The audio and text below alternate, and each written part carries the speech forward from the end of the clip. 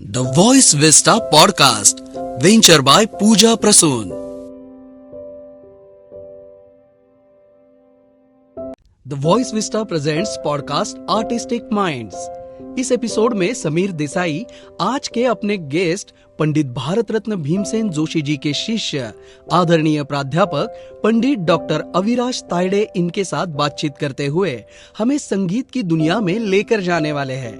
अंतर्राष्ट्रीय कीर्ति प्राप्त एक विद्वान संगीतकार, शास्त्रीय गायक डॉक्टर तायडे संगीत विभाग के प्रमुख भी है, जिन्होंने अपनी कला को ही अपने करियर के रूप में चुना है। समीर आपके सामने कला और संगीत के इस संगम को उजागर करने वाले हैं, तो चलिए सुनते हैं artistic minds.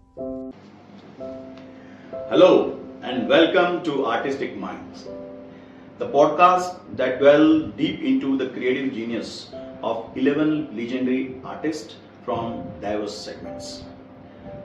This podcast is brought to you by Voice Vista Podcast Venture, which is conceptualized by visionary Pooja Prasoon and coordinated by Sunita Chauhan. This show is a celebration of innovation, passion and mastery in the arts. I am your host Sameer Desai, and together we embark on a journey to explore the minds behind the masterpieces, the inspiration that drives them and the stories that define their legacy. Get ready to be inspired, interviewed and enthralled as we uncover the essence of artistic brilliance. This is Artistic Mind. Today we have the honor of featuring a maestro of classical singing, none other than Pandit Shri Aviraj Taide. Revered as the most celebrated celebrity in his industry, Pandit Aviraj Taide's mesmerizing vocals and profound musicality have captivated audience all across the globe. From the rich culture tapestry of Nashik to the far reaches of world, his artistry transcends boundaries and resonates with listeners of all backgrounds. Join us as we embark on a melodic journey through the life and music of this iconic figure, exploring the depths of his talent and the legacy he leaves behind. Please welcome Pandit Shri Aviraj Taide. Sir, please.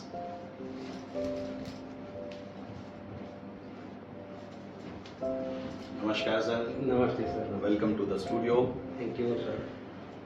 पंडित जी, आपकी जो classical singing है, आपकी जो कला है, वो लोगों के दिलों को छूती है और मेरे साथ हजारों वैसे आपके फैंस हैं। लेकिन हम ये जानना चाहते हैं, हमारे श्रोताओं को, दर्शकों को ये बताएं कि कहाँ से ये जर्नी शुरू हुई, कहाँ से आपको ये लगा कि मुझे क्लासिकल सिंगिंग में ही आगे बढ़ना चाहिए। सबसे पहले तो मैं बहुत बहुत आपको सबको धन्यवाद देता हूँ कि आपने मुझे इस कार्यक्रम में बुलाया। पूजा जी जो है और हमारी सुनीता जी मैडम है, आप तो सबको पहले मैं धन्यवाद देता हूँ। और मेरी फ्लुएंसी मराठी में ज़्यादा अच्छी है, तो मैं आप मराठी में बोल सकता हूँ। Most comfortable. तर असं आहे की माझा जन्म एका अतिशय खेड्यामध्ये झाला आणि यवतमाळ जिल्ह्यात घाटिंजी नावाचं गाव, जिथे कुठल्याही प्रकारच्या शिक्षणाची व्यवस्था नाही. ओके. आणि घरामध्ये कोणीही गात नाही. म्हणजे जनरली कसं होतं की इंडियन क्लासिकल म्युझिकमध्ये जो शिकतो किंवा जो काही काम करतो त्याचे एक तर घरात चांगली बॅकग्राऊंड असते, कोणीतरी घरात गाणारं असतं, परंपरा असते, किंवा त्या ठिकाणी त्याला उत्तम शिक्षण मिळतं. या दोन गोष्टीमुळे तो पुढे जाऊ शकतो. पण माझ्या दुर्दैवाने असं काहीच नव्हतं. मला गाण्याची प्रचंड आवड होती आणि नुसती गाण्याची आवड नव्हती, तर पंडित भीमसेन जोशी यांच्या गायकीची नक्कल करणं हे जणू आपल्या जीवनाचं अंतिम ध्येय आहे. आणि मी ते सातत्याने ते करत असायचो. आई थोडी बहुत आरत्या, स्तोत्र वगैरे गायची. आणि ते करत असताना माझ्या गावामध्ये एक पीटी टीचर आहे, जे पीटी टीचर होते पण अतिशय उत्तम बासरी वाजवायचे. ते म्हणजे देवरावजी भालेराव म्हणून. तर माझ्या एका शिक्षकाने मला सांगितलं की तू त्यांच्याकडे जा, इतकं तू गातो, अभंग म्हणत राहतो, भजनं म्हणत राहतो. तर म्हणून मी एक दिवशी त्यांच्याकडे गेलो आणि ते मला बासरीवर शिकवायचे. ते बासरी वादक होते आणि मी गायचो. मग हे काही दिवस चालल्यानंतर मनात एकच इच्छा होती की आपल्याला भीमसेन जोशींजींकडे पोहोचायचं आहे. क्या बात है. त्या दरम्यान काय झालं की मी अभ्यासात खूप कच्चा होतो. कच्चा म्हणजे खूपच माझं अभ्यासामध्ये मी ज्याला आपण म्हणतो की एकदम लो असं म्हणू. आणि माझे वडील हे खूप सायन्सचे एक विद्यार्थी होते, एका शाळेमध्ये हेडमास्टर होते. त्यामुळे त्यांना असं वाटायचं की आपला मुलगा हा सायन्समधूनच पास झाला पाहिजे. म्हणून त्यांनी मला खूप जबरदस्तीने 10वी पास झाल्यानंतर 11वी आणि 12वीला मला सायन्सला टाकलं. पण माझं लक्ष त्याच्यामध्ये नव्हतं. ते सगळे इंटिग्रेशन, डेरिव्हेटिव्ह, लिमिट्स, फुली ते सगळं माझ्या डोक्यावरून सगळ्या गोष्टी जायच्या. आणि जे नको घडायचं तेच घडलं. मी 12वीमध्ये फेल झालो. 12वीमध्ये नापास झाल्यानंतर घरात एक वातावरण, एक सर्वसामान्य कुटुंबामध्ये जसं वातावरण होतं की एखादा घराचा मुलगा नापास झाल्यानंतर माझ्या डोक्यात काही गोष्टी फिक्स होत्या की मला पुढे जाऊन गाण्यातच करिअर करायचं हे माझं ध्येय ठरलेलं होतं. तर मी एकदा 12वीत नापास झालो, दुसऱ्यांदा 12वीत नापास झालो. वडिलांनी एकच गोष्ट सांगितली, जर तुला सायन्समधून पास व्हायचं असेल तरच तुला या घरात थांबायचं आहे, अदरवाईज तू या घरातून तू निघून जाऊ शकतो. ओके. माझं म्हणजे भाग्य असं चांगलं की त्याच कालखंडामध्ये एकदा पंडित भीमसेनजींचा गाण्याचा प्रोग्राम होता यवतमाळ जिल्ह्यामध्ये पुसद नावाच्या गावी. आणि पुसदला जेव्हा तो प्रोग्राम झाला तेव्हा मी त्यांना स्टेजवर जाऊन भेटलो, त्यांना नमस्कार केला आणि पंडितजींना म्हटलं की मला तुमचा पत्ता हवा. तर स्टेजवर मला त्यांनी त्यांचा पत्ता त्यांच्या हस्ताक्षरामध्ये दिला, घरचा फोन नंबर. आणि एवढं झाल्यानंतर मी तो जपून ठेवला माझ्याकडे. आणि मला माहित होतं की मला आज ना उद्या या घरातून निघायचंय. आणि मग एक दिवशी मी घरातून निघून गेलो. ते थेट पुण्याचा सगळा भौगोलिक अभ्यास करून पुणे विद्यार्थीगृहाच्या जो अनाथ विद्यार्थी वसतिगृह असतो त्या ठिकाणी मी दाखल झालो. तिथे गेल्यानंतर मग मी भीमसेनजींकडे गेलो, गुरुजींकडे. आणि गेल्यानंतर मी त्यांना भेटलो, नमस्कार केला. त्यांनी माझी चौकशी केली. मग मी त्यांना सांगितलं की तुम्ही मला असा असा पत्ता दिला होता आणि मला एकच आहे की मला तुमच्याकडे गाणं शिकायचं. सही. आता जेव्हा गाणं शिकायचं आहे म्हटल्यानंतर गुरुजींनी सांगितलं की ठीक आहे, मी तुला नंतर बोलवतो. तर जवळपास मला 20 ते 25 वेळा गुरुजींनी घरातून परत पाठवलं, बाहेरच्या गेट पासून. म्हणजे बाहेरच्या दारापर्यंत मी गेल्यानंतर आतूनच निरोप यायचा की त्यांनी सांगितले परवा ये, उद्या ये, निर्वा ये. असं करता करता करता असे 20-25 वेळा माझ्या चक्र झाल्या. पण गुरुजींनी सांगितलं मला 10 वाजता ये, तर मी 9:45 जाऊन त्या दारामध्ये जाऊन उभा राहायचो. उनकी परीक्षा करने का शायद तरीका हो सकता है. तो ये देखने के बाद एक दिन उनको ऐसा लगा कि ये लड़का, मैं जब भी उसको बुलाता हूँ तो ये आके यहाँ पे रुकता है. तो फिर एक दिन उनका मन में कुछ परिवर्तन हुआ और उन्होंने मुझे एक दिन अंदर बुलाया. बोले आ जाओ. बोला आपकी क्या समस्या है? तो मैं बोला गुरुजी आपके पास मुझे गाना सीखना, ये मेरा अंतिम ध्येय है जीवन का. तो बोले कि देखिए ये तानपुरा है, वहाँ पे उसको उठाओ और मुझे कुछ तो भी सुनाओ. तो मैं तो ऐसा कुछ पर्टिकुलरली सीखा नहीं था, फिर भी मैं उनकी कॉपी बहुत अच्छा करता था. तो मैंने एक उनका बिल्कुल एक राग है बिंद्रावणी सारंग करके, उसकी बंदिश मैंने ऐसे रट के बिल्कुल ऐसी तैयार की थी. तो मैंने उनको वो सुनाई. मैंने उनको पहले कहा था कि गुरुजी मैं देखो ये ऐसे गांव से आया हूँ और मेरा इतना शिक्षण नहीं है, लेकिन मुझे आपके पास सीखना है. तो बोले मुझे आपसे सुनना है कुछ, ताकि मैं तय करूँ कि मुझे आपको सिखाना है या नहीं सिखाना. तो फिर मैंने वो बंदिश गाई.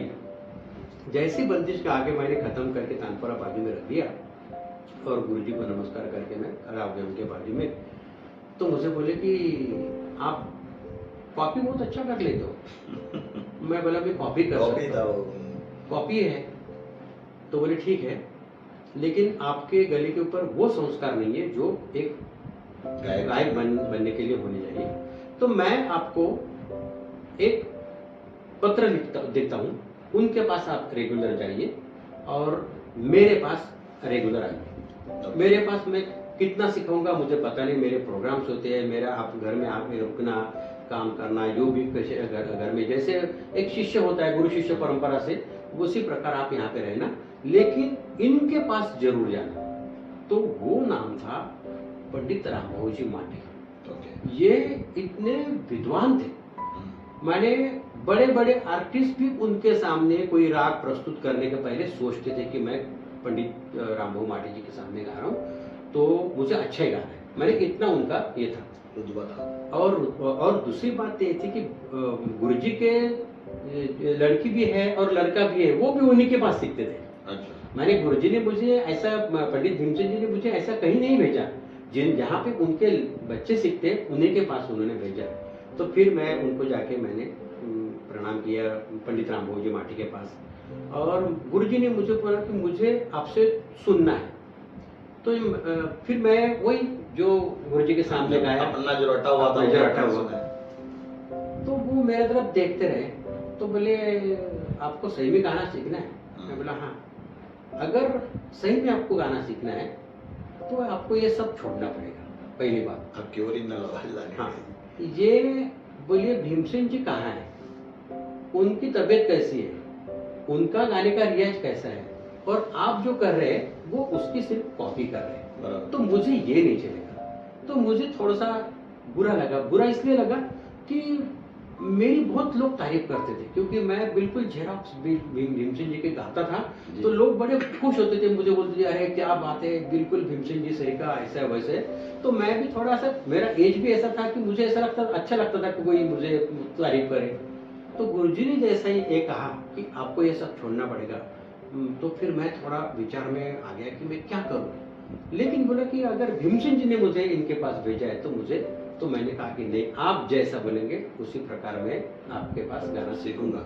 और उस दिन से बेसिकली जिसको बोलते हैं कि हम बोलते हैं कि कोई क्लासिकल सीखने के लिए आता है तो जो बेसिक ट्रेनिंग होता है, तो उसी शिक्षा से मेरी शिक्षा गुरुजी के पास चालू हुई। और मेरा बहुत ही बड़ा सौभाग्य है कि एक तो मैं ऐसे घर में मेरा जन्म हुआ कि जहाँ पे कोई ऐसी प्रॉब्लम ही नहीं था। मैंने कोई भी अगर पालक है, अपने पिताजी है, माताजी, उनको यही लगता था उस टाइम में कि मेरा बेटा अच्छा पढ़कर कहीं अच्छी जगह नौकरी करे, वो उनका नेचर था। मेरा ये था कि मुझे अच्छा गाना सीखना था और भीमसेन जी के पास जाना था, इसलिए मैं साइंस की तरफ मेरा मूड नहीं था।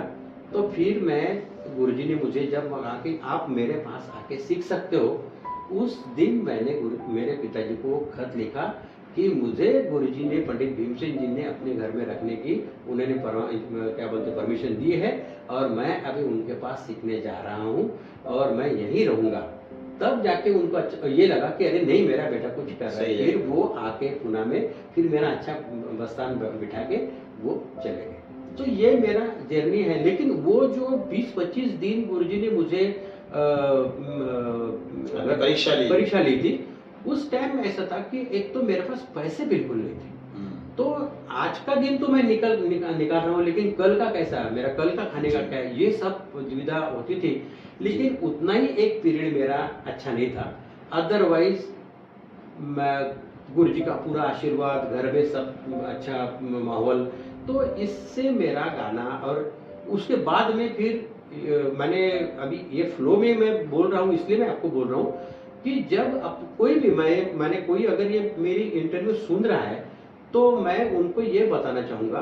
उसके बाद में मैंने पुणे के एसपी कॉलेज से ग्रेजुएशन किया, फिर पोस्ट ग्रेजुएशन किया, फिर म्यूजिक में एमए किया, फिर पीएचडी किया, वो भी गुरुजी के ऊपर। और आज मैं एक बहुत बड़ी यूनिवर्सिटी का dean of fine arts faculty करके मैं काम करता हूँ।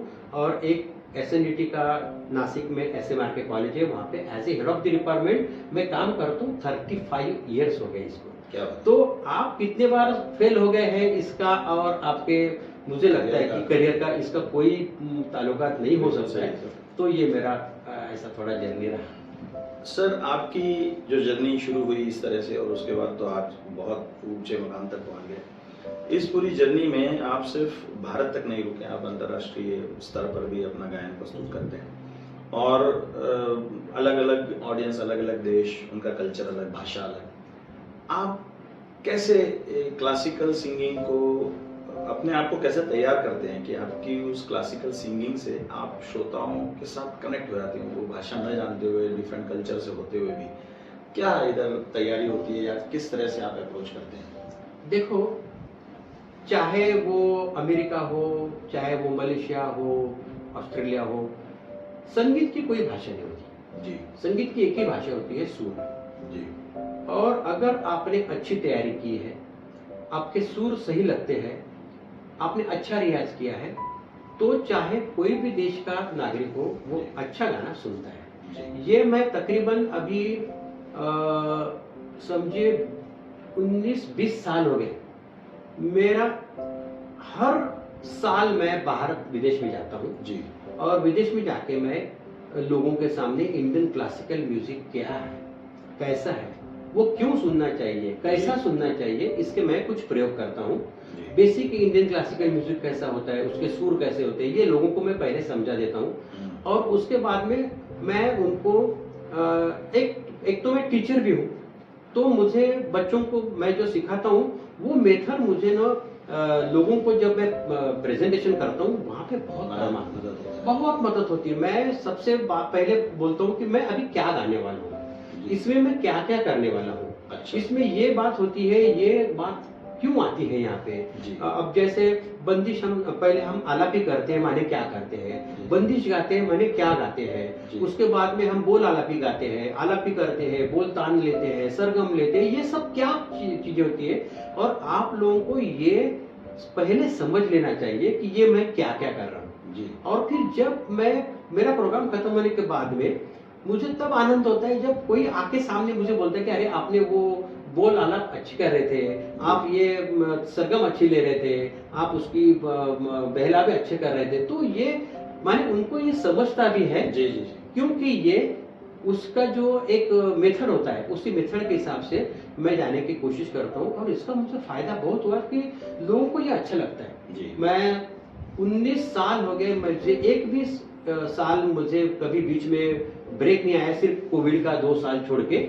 मैं हर साल मलेशिया जाता हूँ, वहाँ पे मेरे बहुत सारे स्टूडेंट्स हैं, बहुत सारे लोग अच्छा सुनते हैं, हर साल मुझे बुलाते हैं। और फिर मैं उनको हर बार ये सब समझाता हूँ, ठुमरी कैसी होती है, टप्पा कैसा होता है, ख्याल कैसा होता है। जी। और फिर ये समझा के मैं उनसे वार्तालाप करके फिर उनको ये प्रेजेंटेशन करता हूँ। सेम जी। अभी मेरे जस्ट 2 महीना पहले मैं अमेरिका, मेरा टूर था 3.5 महीने का। तो वहाँ पे सारे स्टेट में मैं लोगों को इंडियन क्लासिकल म्यूजिक क्या है, सो बहुत सारी यूनिवर्सिटीज में जी। मैं जाके वो मैंने बताता हूँ और फिर वो प्रेजेंटेशन करता हूँ। तो क्या उसका बात है। मुझे बहुत अच्छा फायदा मुझे उसका मिलता है, क्या बात और है। लोग पसंद करते हैं। ये बहुत ही अच्छी बात है सर कि आप भारत की इस बहुमूल्य जो हमारी परंपरा है संगीत की, क्लासिकल म्यूजिक की, उसको आप दुनिया तक पहुंचा रहे हैं। सर एक कॉन्सेप्ट आजकल लोगों के लिए बहुत फेमस भी होता जा रहा है और बहुत प्रिय होता जा रहा है, क्योंकि उससे बहुत मदद मिल रही है। दैट इज कॉल्ड राग थेरेपी। राग थेरेपी से इंसान की ओवरऑल वेलबींग और उसका मेंटल हेल्थ कैसे इम्पैक्ट हो सकता है? राग थेरेपी कैसे हेल्प करती है इंसान को अपनी ओवरऑल वेलबींग को बनाए रखने के लिए? थोड़ी सी उस पर बहुत अच्छा सवाल आपका है, और इसके ऊपर चर्चा भी होनी चाहिए। जी बात ऐसी है कि मैं 2 साल 12वीं में फेल हुआ। जी मेरा साइंस था, जी मैं बहुत अच्छा नहीं सीख पाया, लेकिन फिजिक्स मेरा था। जी तो फिजिक्स में बहुत सारे प्रयोग होते हैं। जी तो वहाँ पे एक सोनोमीटर प्रयोग था, जी सोनोमीटर। तो उसमें वायर माने तार की लेंथ और उसका जो वाइब्रेशंस होता है, और ट्यूनिंग फोर्क का वाइब्रेशंस, जी इसका मैचिंग जब होता है, तब वो हमें प्रयोग दिखा देते कि वो जो कागज का टुकड़ा है वो वहां से उड़ जाता है। बराबर। अगर ये माने उसमें उन्होंने एक सिद्धांत था कि अगर 2 शरीर के तरंग माने वाइब्रेशंस के वॉइस अगर एक आ जाए जी। तो उसमें से उसको बल मिलता है और वो और बड़ा हो जाता है, रेजोनेंस वहां पे उत्पन्न होता है। अगर ये सही है तो इंडियन क्लासिकल म्यूजिक में जो म्यूजिकल थेरेपी है वो सही है, क्योंकि हमारा जो शरीर है उसे हम बोलते हैं कि ये तंतुमय शरीर है। तंतु माने तार, जी। हम लोग तत्ववाद्य बोलते हैं, माने तार वाले वाद्य, बराबर। तंतु वाले वाद्य। तो पूरा जो हमारा जो बॉडी है, बॉडी में बहुत सारे वेन्स है, नसा धमनी जिसको बोलते हैं मराठी में, तो ये सारी होती है। तो कोई हम लोग पर्टिकुलर राग गा रहे हैं जी। तो वो राग में एक बात मुख्य रूप से होती है, जी। वो राग का वादी संवादी स्वर। अच्छा। वादी संवादी स्वर, वादी माने सबसे प्रमुख स्वर, संवादी माने उससे कम माने उप प्रमुख जिसको बोलते हैं। जी। जैसे घर में पिताजी का और माताजी का स्थान होता है, उसी प्रकार अदरवाइज कितने सारे राग है जिसमें सेम सुर है, लेकिन उसके वादी संवादी सुर से वो अलग अलग राग बन जाते हैं। बराबर। तो वादी स्वर हम लोग ज्यादा लगाते हैं क्योंकि उसके ऊपर हम ठहराव करते हैं। अगर वो वादी, हर सुर की एक फ्रीक्वेंसी होती है, जी। अगर वो फ्रीक्वेंसी हमारे शरीर के वो नाड़ी में अगर मैच हो जाती जी। तो हम लोग बोलते हैं कि वहां पे वो वाइब्रेशन क्रिएट हो जाता है और उसको वो उद्दीपित हो जाती है, उसको बल मिलता है, उसको सही। प्रेरणा मिलती है। Correct। और फिर हम लोग डॉक्टर के पास जाते हैं, मैंने क्या वही करते हैं जो अब मराठी में थोडंसं ऐसे बोलूंगा की एखाद्या डॉक्टरकडे आपण जातो जी। तर तो म्हणतो की तुमची नाडी शिथिल झालेली आहे, मग तो औषध देतो आणि ती नाडी तुमची उद्दीपित करतो, प्रेरित वही करतो। करेक्ट, वही होता है। बस सेम थेरेपी यहाँ पे होती है। और मैंने इसके बहुत सारे प्रयोग किए हैं कि अलग अलग डिसीज के ऊपर क्या क्या कौन सा राग। मेरा पर्टिकुलरली जो स्टडी था वो ये था कि वही राग क्यों बताया है, उसके नजदीक वाला राग क्यों नहीं बताया जी। है। अगर किसी को निद्रा नाश है, किसी को रात को नींद नहीं आती है और उन्होंने कहा कि आप बागीश्री सुनो, तो बागीश्री है क्यों, बागीश्री के नजदीक भीम पलासी है, रागेश्री है, वो क्यों नहीं सुनना है, बागीश्री ही क्यों सुनना है। तो इसके ऊपर मेरा थोड़ा स्टडी था, तो फिर मैंने इस पे ये ध्यान देके मैंने पढ़ा और थोड़ा स्टडी किया कि उसके वादी संवादी सुरों का जो प्रभुत्व है वो पर्टिकुलरली मानवीय शरीर के ऊपर काम करता है और इसीलिए वो माने बहुत सारी जगह पे इंडियन क्लासिकल म्यूजिक थेरेपी के रूप में ली जाती है। जी। मेरा एक सॉफ्टवेयर है, अच्छा। अनुभूति नाम का, अरे जो मैंने किसी कंपनी को मैंने सोल्ड आउट किया है। ओके। उसमें मैंने क्या किया था कि देखो ये बात इसलिए मैं रख रहा हूँ जी। कि हम घर में वो ये लगाते हैं, मंत्र का एक मशीन लगाते हैं कि श्री स्वामी समर्थ, श्री स्वामी समर्थ, या कोई स्पीकर चलते रहता है, गायत्री मंत्र चलते रहता है। तो मैंने देखा कि कुछ समय के बाद में वो मोनोटोनस हो जाता है। जी। तो मेरे दिमाग में एक दिन ऐसा है कि क्यों ना मैं इसको लेके अलग अलग जो हमारे इंडियन क्लासिकल में राग समय चक्र है, जी। सुबह 3 घंटे का समय प्रहर होता है। जी। तो सुबह 4 बजे से हम लोग उठते हैं, 4 से 7, 7 से 10, 10 से 1, 1 से 4, फिर 4 से 7, 7 से 10, 10 से 1, 1 से ऐसे 3 घंटे का एक प्रहर होता है। तो फिर मैंने ये प्रयोग किया कि बहुत अच्छे अच्छे आर्टिस्ट लोगों का रिकॉर्डिंग मैंने एक साथ किया, पूरा कलेक्शन किया और कलेक्शन करने के बाद में उसको मैंने वो राग समय चक्र के हिसाब से उसका बाइफर्केशन कर दिया। जी। और बाइफर्केशन करने के बाद में 3 घंटे का ये होने के बाद में मैंने एक प्रहर, ये प्रहर में अगर आप ये प्रहर में किसी का गाना सुन रहे हैं तो पहले आप भीमसेन जी का सुन रहे हैं, फिर बड़े गुलाम अली खान साहब सुन रहे हैं, फिर जसराज जी सुन रहे हैं, फिर अजय फोनकर जी सुन रहे हैं, फिर व्यास बुआ सुन रहे हैं, तो वो बिल्कुल मोनोटोनस नहीं होता नहीं था। होता है। वो इतना अच्छा लोगों को लगता था। तो फिर ये कंसेप्ट मेरे बढ़ते बढ़ते फिर उसका मैंने एक सॉफ्टवेयर बनाया, उसका नाम था अनुभूति करके। जी। तो वो मैंने कुछ ऑफिसेस में मैंने इसको यूज किया। जी। तो उनका जो रिजल्ट है, उन्होंने कहा कि हम लोग जो काम करते थे उसमें हमारे कितनी सारी बढ़ोतरी हो गई है कि ये जब हम लोग बात करते हैं तो वो सुनने नहीं आता, जब लोग हम शांत बैठे तो उसी टाइम का उसी प्रहर का राग हमें सुनने को मिलता है। तो उससे हमारी प्रेरणा भी आती है, हम अच्छा काम भी करने लगे, माइंड भी फ्रेश होता है और हमारा दिन भी बहुत अच्छा जाता है। तो ये ऐसी बात क्या बात है सर। आप नासिक से हैं और नासिक आपके हृदय में बहुत इम्पोर्टेंट जगह रखता है। आप क्या समझते हैं कि नासिक की जो कल्चरल हेरिटेज है उससे आपका संगीत कैसे प्रभावित है? आप जो क्लासिकल सिंगिंग करते हैं उसका असर उस पे नासिक के कल्चरल हेरिटेज का क्या असर? ये भी बहुत अच्छा सवाल है आपका। बात ऐसी कि नासिक में बहुत अच्छी परंपरा है जी, बहुत माने बहुत अच्छी माने जिसको हम संगीत के उर्दू मानते हैं। जी, ऐसे विष्णु दिगंबर पलुस्कर जी हैं, वो नासिक में 12 साल उन्होंने यहाँ पे बिताए हैं जी, और उन्होंने बहुत सारा इंडियन क्लासिकल म्यूजिक का प्रचार प्रसार उन्होंने किया। जी, तो उनके बहुत सारे शिष्य मंडल हैं जी, और नासिक में पहले से भी बहुत अच्छे लोग गाने बजाने वाले थे। जी, मैं तो पुणे से, मेरा पूरा एजुकेशन पुणे में हुआ, मैं पुणे में था और नौकरी की वजह से मेरा नासिक से कभी ताल्लुकात नहीं था, बिल्कुल नाता नहीं था। लेकिन मैं नौकरी के लिए मैं नासिक में आ गया, लेकिन नासिक का एटमॉस्फेयर, नासिक का कल्चर, नासिक का इंडियन क्लासिकल के म्यूजिक प्रति जो एक भाव है, वो देख के मुझे ऐसा लगा कि मैं कोई गलती नहीं कर रहा हूँ, मैं पुणे छोड़ रहा हूँ। हालांकि मैं पुणे में पूरा सेटल्ड था। जी, मैं ऐसा था कि पुणे में मैं फुल टाइम काम करता था ज्ञान प्रबोधिनी स्कूल में म्यूजिक टीचर। जी, वो भी मेरे गुरुजी ने कहा था कि मेरा शिष्य आएगा उसको आप काम पे रखो। मैं 10 बजे इंटरव्यू के लिए गया था, 10:30 बजे मैं क्लास दे रहा था। क्या बात है? हाँ, मैं पार्ट टाइम काम करता था एसएनडीटी यूनिवर्सिटी जी। में। तो मैं बिल्कुल क्या बोलते हैं हम, आर्थिक दृष्टि में एकदम सेटल था। जी, फिर भी मुझे ऐसा लगा कि मुझे नासिक में आना है और जी। नासिक में मुझे रहना है।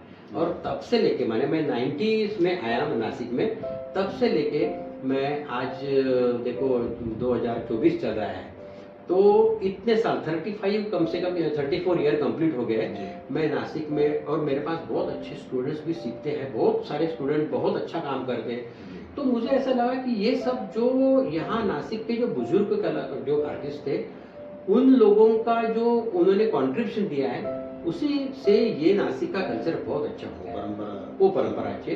और फिर मैंने मेरे हिसाब से जितना जो करना है मैं करने को मैं कोशिश करता हूँ और जितना नासिक के लिए काम करना है उतना मैं करने की पूरी कोशिश मेरे तरफ से होती तो है। इसी से रिलेटेड मेरा अगला प्रश्न है सर कि आप खुद मतलब आपसे बहुत सारे एस्पायरिंग सिंगर आपसे इंस्पायर होते हैं और कई ऐसे हैं कि जो आपको देखकर इस फील्ड में आए। तो एक तो उस आने वाले जो नए एस्पायरिंग सिंगर हैं जो क्लासिकल सिंगिंग में अपना करियर देखना चाहते हैं, उनके लिए क्या आपकी सलाह है? एक दूसरा कि संगीत के लिए अभी भविष्य में, अभी यहाँ तक तो आप आ गए, यहाँ से आगे भविष्य में आप संगीत के लिए क्या कर रहे हैं या क्या योगदान आप देना चाहते हैं या दे रहे हैं? वाह। पहले तो मैं ये जो नए जो बच्चे आ रहे हैं, मैं आपको बताऊं, मैं कल ही वो टीवी पे एक प्रोग्राम देख रहा था बच्चों का, स्टार, ये इतने टैलेंटेड बच्चे हैं, इतने टैलेंटेड कि मैं आपको क्या बताऊं। जी, मैंने उनके एज में इतनी समझ हमारी दूर से भी नहीं थी कभी। जी, मैंने जो भाव से, जो हिसाब से वो गाते हैं ना, जी, वो देख के मैं अचंभित रहता हूँ कि ये इनको कैसा आता होगा। ये शायद उनका पिछले जन्म का कुछ तो भी है, हाँ, इतने छोटे तो एज में ये एज कर में पाना। इतना अच्छा गाना। लेकिन फिर मैं कभी कभी मैं सोचता हूँ कि फिर ये बच्चे आते हैं और फिर कहाँ जाते हैं, जी, फिर कहाँ जाते हैं, इतने टैलेंटेड होते हैं। हाँ, देखो, मंच भी मिला लेकिन हाँ, फिर- मंच भी मिला, फिर ये कहाँ जाते हैं। जी, तो देखो, अपने हिसाब से कुछ ना कुछ तो वो करते ही होंगे, जी, लेकिन इंडियन क्लासिकल म्यूजिक में कभी भी जल्दीबाजी में जो आता है जी, वो उतना ही जल्दी चला जाता वापस है, चला वापस चला जाता है। इसमें क्या है कि पहले तो होता है ठहराव, जी, आपकी बैठक, जी, आप कितने साल से काम कर रहे हैं। अभी देखो, आज मुझे, जब मैं 45 इयर्स में म्यूजिक में काम करता हूँ, तब जाके आज मुझे लोग थोड़ा बहुत पहचानने लगे, थोड़ा बहुत।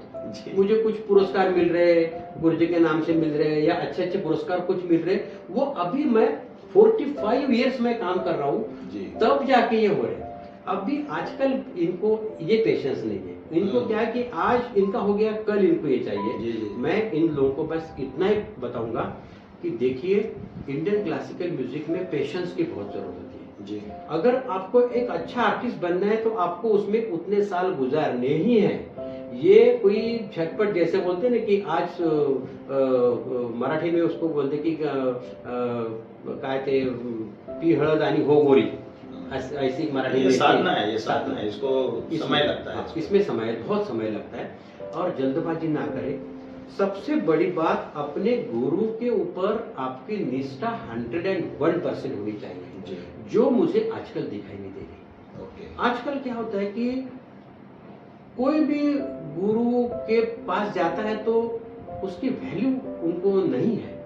जैसे आज भी हमारे गुरु जी का नाम लेते ही हम लोग, हमारे मन से पहले हम लोग प्रार्थना करते कि अरे मैं इनके पास सीखा हूँ। जी ये मुझे बहुत कम दिखाई दे रहा कि गुरु के ऊपर जिसकी श्रद्धा नहीं है, जो गुरु का उपयोग सिर्फ ऊपर जाने के लिए कर रहा है, तो उसके साथ ऐसे बरता होता है। जी मैं देखो, मैं एक घाटेंजी नाम के एक गांव में, छोटे गांव से, इतना छोटे गांव कि आपको मैं क्या बताऊं। तो मैं वो गांव से एक आज बॉम्बे यूनिवर्सिटी में एज ए डीन करके काम करता हूँ, या एक बड़े कॉलेज में एज ए प्रोफेसर हूँ मैं, तो ये सब मैं करता हूँ, ये वो केवल और केवल मेरे गुरुजी का आशीर्वाद है। जी जिनके पास मैं सीखा हूँ, पंडित भीमसेन जी, पंडित रामभाऊ माटे, मेरे पहले जो गुरु देवराव जी भालेराव है, उनके पास, और पंडित CR व्यास जी, ये 4 लोगों के पास मैं सीखा हूँ। और आज मैं जो भी कुछ कर रहा हूँ, जी जो भी मेरे से अच्छा होता है, जो भी कुछ होता है, वो 101% ये मेरे गुरुजी का आशीर्वाद है। जी तो ये आजकल मैं ये देखता हूँ कि ये बच्चों में थोड़ा कम हो रहा है और उनको जल्दबाजी बहुत जाती है। मैंने, जैसे कोई सीखने के लिए आता है तो पूछता है कि मैं कितने दिन में गाना लगूं, मैं स्टेज पे गाऊंगा, कितने दिन में मैं प्रोग्राम शुरू ही वहां से होता है। तो शुरू ही उनके वहां से होते हैं। तो मैं बोलता हूँ कि अरे ऐसी बात नहीं है, इसमें बहुत साल। अच्छा, सबसे बड़ी बात क्या होती है कि इंडियन क्लासिकल म्यूजिक में जो काम करता है, वो उसको पैसा कितना मिलेगा पता नहीं, उसको प्रसिद्धि मिलेगी पता नहीं, उसको रियाज कितना करना है पता नहीं, उसको इसका फ्यूचर क्या है पता नहीं, ये सब पता नहीं है, फिर भी उसको करना है। वो जो पता नहीं होके भी जो करता है, वो जाके थोड़ा सा एस्टेब्लिश पैशन की तरह तो लेना म्यूजिक में वो एस्टेब्लिश होता है। तो मुझे नए लोगों को सिर्फ ये कहना है कि देखो, आप अपने गुरु के ऊपर पूरी श्रद्धा से काम करो, उनके ऊपर पूरी श्रद्धा करो कि वो जो करेंगे वो 101% आपका अच्छा करेंगे। ये मैं सबको विनती पूर्वक कहता हूँ। और दूसरी बात आपने कही कि मैं फ्यूचर में मुझे संगीत के लिए क्या करना चाहता हूँ, मेरी बड़ी इच्छा है, मेरे एक मेरी तमन्ना है मेरी कि इंडियन क्लासिकल म्यूजिक का एक अच्छा गुरुकुल, ये नासिक में मैं जब रिटायर हो जाऊंगा, क्या बात है, तो बच्चे अच्छा, वहां पे रहेंगे। बहुत अच्छा। आज भी मैं आपको ये कहता हूँ कि गुरुजी के पास मैं 35 साल से मैं इतने साल सीखा, लेकिन मेरे किसी भी गुरु ने मेरे से एक नया रुपए का कभी मुझे फीस नहीं ली। क्या बात। और मैं 35 साल से आज तक मैं किसी भी बच्चों, मेरे पास इतने बच्चे सीखते हैं, मैं कभी भी किसी भी बच्चों को एक नया पैसा लेके मैं सिखाता नहीं हूँ। क्या बात है। पूरा फ्री ऑफ, क्योंकि मैं मेरी नौकरी करता हूँ तो उसके ऊपर मेरा पूरा संसार चलता है, मेरा घर चलता है। तो ये पूरा टाइम मैं बाकी के बच्चों को नहीं देता हूँ। तो मैं बोलता हूँ कि देखो, आप कोई अगर किसी आपके लिए करना चाहता है तो आप भी उसका मान रखिए, उसके टाइम का मान रखिए, और उसका फायदा न लीजिए, उसका मैंने गैर फायदा मत लीजिए, फायदा लीजिए, तो अच्छे स्टूडेंट बन सकते हैं। और मेरी इच्छा है कि मैं अच्छा गुरुकुल नासिक में अच्छा स्थापन करूं। क्या उच्च विचार है सर, और इस बात के लिए सैल्यूट बनता है आपके लिए गुरुजी का। और अगर आपने एक बार ठान लिया है तो ऊपर वाला आपकी जरूर मदद करेगा, और नासिक को एक ऐसा गुरुकुल जल्द मिलने वाला है, ऐसी हमारी प्रभु से प्रार्थना है। सर, ये पूरी इतनी लंबी जर्नी रही, 45 साल की आपकी साधना, आपका यत्न, आपकी मेहनत, इस पूरी जर्नी में आज एक मकाम पर पहुंच गए, लेकिन ये जर्नी जब कर रहे थे तब कहीं ना कहीं ऐसा पड़ाव आया होगा जहां पर बहुत परेशानियां, बहुत ही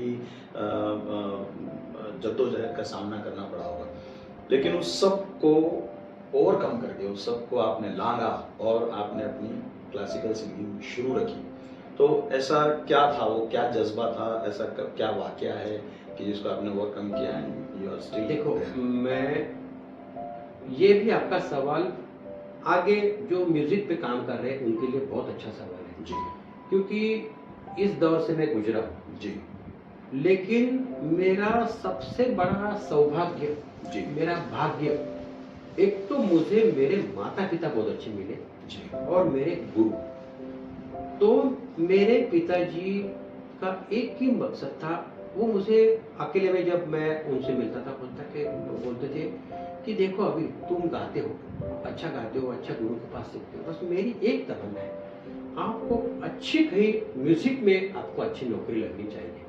क्योंकि मैं आर्टिस्ट लोगों के कभी कभी मैं हाल देखता हूँ। हाँ बिल्कुल तो सही। देखो, अभी कोविड जब था तब मैं खुद देख रहा था कि कितने अच्छे अच्छे आर्टिस्ट हैं जी जो बेचारे, जो जिनको हम लोग सुनते थे, उनको इतनी परेशानी हुई थी 3 साल जी कि उनका पैसे का प्रॉब्लम था।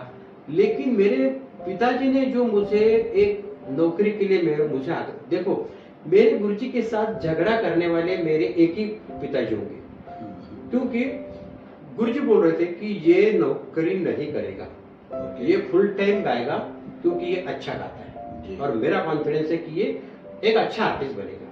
मेरे पिताजी उनसे बोल रहे थे कि नहीं, ये नौकरी करेगा।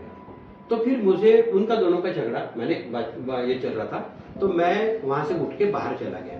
बाहर जाने के बाद में फिर मुझे बुलाया पिताजी ने, तो गुरुजी बोल रहे थे कि देखो, ये आपके पिताजी बोल रहे हैं कि आपको नौकरी करनी है, तो आप क्या चाहते हो? मैंने बोला कि आप मुझे दोनों के बीच में मत दीजिए, मैं बाहर हूँ, आप फाइनल कीजिए, सही है। आप फाइनल कीजिए। आप बोलेंगे नौकरी करो तो मैं नौकरी करता हूँ, नौकरी मेरे हाथ में है। जी आप बोलेंगे नहीं करना है, नहीं करूँगा। तो फिर मैं बाहर जाके बैठा, फिर अंदर गया, तो फिर गुरुजी बोले कि देखो आपके पिताजी बहुत जिद्दी हैं, तो आप एक काम करो, आपको अगर यहाँ से कॉल आया है तो आप जाके ज्वाइन हो जाइए, कुछ दिन आप काम करिए, और अगर आपका मन नहीं लगा तो आप चले आइए। इतना होने के बाद मेरी 6 बजे की गाड़ी थी पुणे से नासिक के लिए, तो मैं रहता था कोथरूड में, जी तो मैं घर से 5 बजे निकला नासिक के लिए। तो 5 बजे घर से निकला और 5:30 बजे गुरुजी मेरे घर आए थे चलो सुबह, ये कहने के लिए कि ये नहीं जाएगा। मैंने फाइनल डिसीजन किया है कि ये जाएगा नहीं नासिक, ये पूरा टाइम म्यूजिक का काम करेगा। तो पिताजी बोले कि पिताजी के मन में मैंने जाना ही था ना, तो पिताजी, मैं तो चला गया था घर से, तो पिताजी बोले अरे अभी तो वो चला गया, उसकी 6 बजे की गाड़ी है, वो 5 बजे चला गया। तो फिर गुरुजी बोले कि चलो ठीक है, अभी चला गया तो जैसे। लेकिन नौकरी मुझे इतनी अच्छी मिली जी कि आज मैं किसी से फी क्यों नहीं ले रहा हूँ, क्योंकि मुझे मालूम है कि मेरे इस नौकरी से जीवन यापन आराम से हो रहा है और मुझे कोई कठिनाइयों का कुछ बीच में जो जितना नॉर्मल लोगों को होता है उतना हो सकता है, जैसे कभी पेमेंट नहीं हुआ, ये हुआ, इतना तो बिल्कुल नॉर्मल होता है। लेकिन मेरे जीवन में ऐसे कोई समस्या ज्यादा आई नहीं, क्योंकि मेरी एक नौकरी ऐसी थी कि बहुत अच्छी थी। और दूसरी बात, कोविड के टाइम में मुझे इसका ये फायदा ऐसा हुआ कि मैं मेरे गाड़ी में, आपको बताऊं कि बहुत सारे जो बोरियां बांध के रख देता था अन्न धान्य की, पैसों की, जो भी आर्टिस्ट है या कोई भी है ऑर्केस्ट्रा वाले, उनके जाके उनको मैं दे सकता था, क्योंकि मेरे पास पैसे थे। जी जी जी, ये मेरे पैसे सिर्फ नौकरी से थे, तो ये मेरे लिए बहुत अच्छी बात रही। तो फिर अगर म्यूजिक में मेरा कैसा रहा कि म्यूजिक में भी काम करता था और म्यूजिक ही सिखाता था, तो ये किसी को क्या बोलते हैं कि भाग्य से मिलता है। जी जी, तो वो मेरा भाग्य बहुत अच्छा जी। और सर, हमारा भी भाग्य है कि आपने अपने इस व्यस्त जीवन से हमारे लिए समय निकाला। पूरी आर्टिस्टिक माइंड्स की टीम की तरफ से मैं आपका बहुत बहुत धन्यवाद देता हूँ। और जो आपका सपना है नासिक के लिए एक गुरुकुल बनाने का, वो जरूर जल्दी पूरा हो, ऐसी हमारी शुभकामनाएं हैं। Thank you very much sir. धन्यवाद सर, धन्यवाद, सबको धन्यवाद sir. Thank you for tuning into the Voice Vista podcast. आप और भी इंटरेस्टिंग शो सुन सकते हैं thevoicevista.in पर। ये शो कॉन्सेप्चुअलाइज किया है पूजा प्रसून ने, प्रोड्यूस किया है द वॉइस विस्टा ने। गेस्ट कोऑर्डिनेशन में हमारे साथ रही सुनीता जी चौहान। डिजाइन किया है टीम क्रिएटर्स डेन ने। साथ ही एडिटिंग और प्रोडक्शन के लिए धन्यवाद टीम लर्निंग बी को। प्रोमो वॉइस दिया है राहुल ढोले ने। लाइक, फॉलो और सब्सक्राइब करना ना भूलें।